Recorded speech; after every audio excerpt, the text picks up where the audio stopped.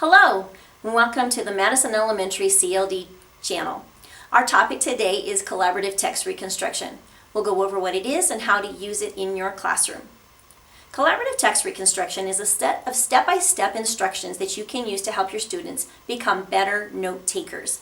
The goals of Collaborative Text Reconstruction are to be better listeners, to accurately reproduce a text, to share thinking, and also to summarize what was heard. When you're using this in your classroom, you need to choose a text that is challenging to your students and that is something that they're already familiar with. So I wouldn't use this at the beginning of a unit, more towards the middle or the end.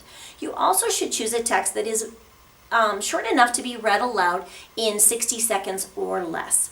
Step 1 is active listening. You'll read your text aloud for the first time to your students, and they're simply listening to hear the gist of the text. Then they'll share that out with the class after you read it.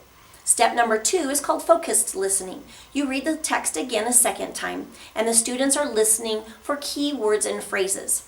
After the second read, you will write down these keywords and phrases that the students come up with on a class chart. The third and final read of the text is called the close listening. Students should have a 2-column note form, and they will listen as you read and take notes on the left-hand side. After this reading, they will get with their partner to do an oral construction. They will take turns being the speaker and the listener. The speaker will share and try to reproduce the text aloud to their partner. While they're doing that, the listener should be writing notes in the second column of their note catcher of any words and phrases that the speaker says that they didn't get when they were writing their notes. After the first speaker goes, then the second speaker will do the same thing. Then you bring the class back together and you do class notes. The pairs will share their notes with the class while the teacher writes those on chart paper. The final step is the written construction, where students get together with their partner and they try to reproduce the text that you have given them.